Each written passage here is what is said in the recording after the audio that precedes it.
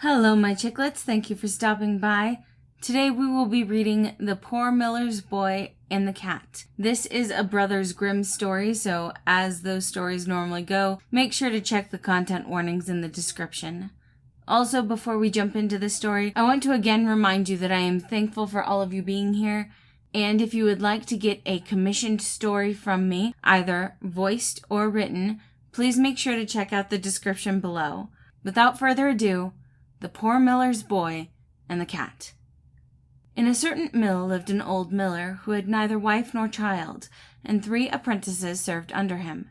As they had been with him several years, he one day said to them, "I'm old, and want to sit in the chimney corner. Go out, and whichsoever of you brings me the best horse home, to him will I give the mill, and in return for it he shall take care of me till my death." The third of the boys was, however, the drudge, who was looked on as foolish by the others. They begrudged the mill to him, and afterwards he would not have it. Then all 3 went out together, and when they came to the village, the 2 said to stupid Hans, "Thou mayest just as well stay here. As long as thou livest, thou wilt never get a horse." Hans, however, went with them, and when it was night, they came to a cave in which they lay down to sleep. The 2 sharp ones waited until Hans had fallen asleep. Then they got up and went away, leaving him where he was. And they thought they had done a very clever thing, but it was certain to turn out ill for them. When the sun arose and Hans woke up, he was lying in a deep cavern. He looked around on every side and exclaimed, "Oh heavens, where am I?"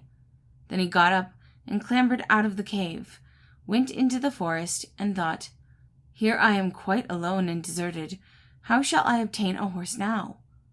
Whilst he was thus walking full of thought, he met a small tabby cat, which said quite kindly, "Hans, where are you going?" "Alas, thou cannot tell me." "I well know your desire," the cat said. "You wish to have a beautiful horse. Come with me and be my faithful servant for 7 years long, and then I will give you one more beautiful than any you have ever seen in your whole life." "Well, this is a wonderful cat," thought Hans, "but I am determined to see if she's telling the truth." So she took him with her into her enchanted castle, where there was nothing but cats who were her servants. They leapt nimbly upstairs and downstairs, and were merry and happy. In the evening, when they sat down to dinner, 3 of them had to make music. One played the bassoon, the other the fiddle, and the third put the trumpet to his lips, and blew out his cheeks as much as he possibly could. When they had dined, the table was carried away, and the cat said, "Now, Hans, come and dance with me." "No," he said, "I won't dance with a pussy-cat. I have never done that yet." "Then take him to bed," she said to the cats.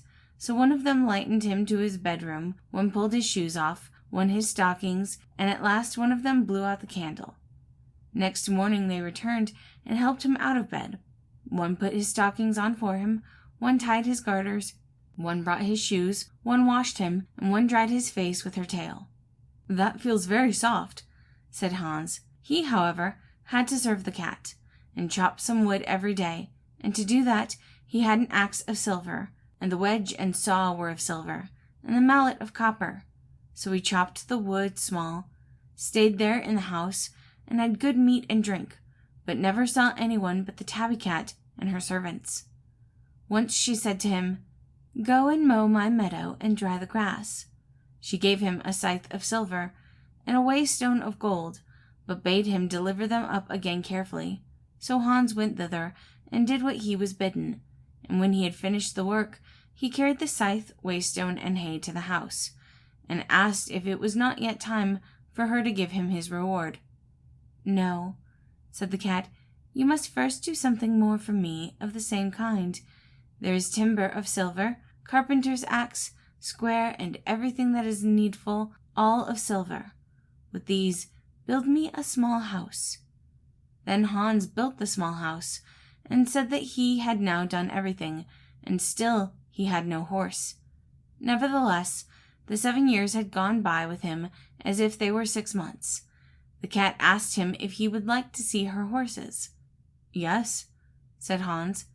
Then she opened the door to the small house, and when she had opened it, there stood 12 horses, such horses, so bright and shining that his heart rejoiced at the sight of them.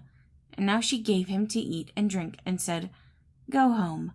I will not give thee thy horse away with thee, but in 3 days' time I will follow thee and bring it." So Hans set out, and she showed him the way to the mill.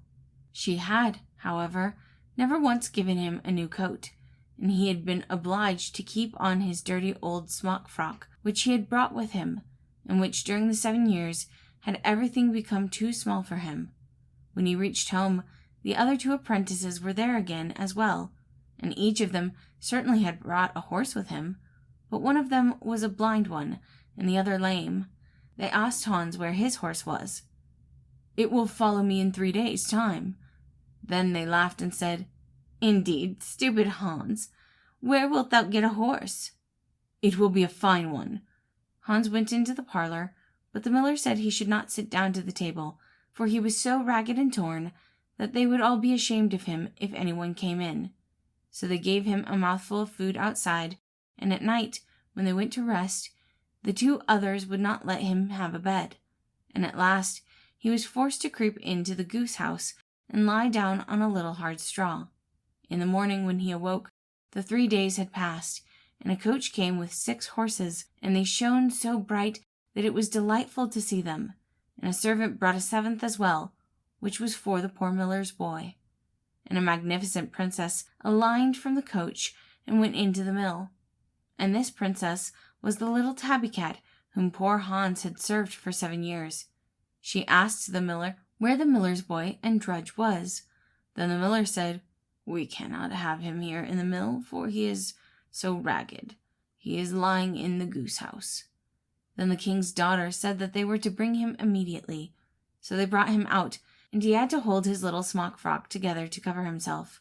The servants unpacked him splendid garments, and washed him and dressed him, and when that was done, no king could have looked more handsome. Then the maiden desired to see the horse which the other apprentices had brought home with them, and one of them was blind and the other lame. So she ordered the servants to bring the 7th horse, and when the miller saw it, he said that such a horse as that had never yet entered his yard. "And that is for the 3rd miller boy," she said. "Then he must have the mill," said the miller. But the king's daughter said that the horse was there, and that he was to keep his mill as well, and took her faithful Hans and sent him to the coach, and drove away with him. They first drove to the little house which he had built with the silver tools, and behold, it was a great castle, and everything inside it was of silver and gold. And then she married him, and he was rich, so rich that he had enough for all the rest of his life. After this, let no one ever say that anyone who is silly can never become a person of importance. Thank you all for listening. I find this story kind of interesting because if you take it at face value, it has the feeling of work hard and you will get your own reward. However, I also think there's another meaning where it's work honestly and people will notice. And I personally prefer that meaning a lot more. I do hope y'all enjoyed it. Remember to like the video, subscribe, and join my Discord channel if you'd like to talk stories with me. I hope you all have a wonderful day.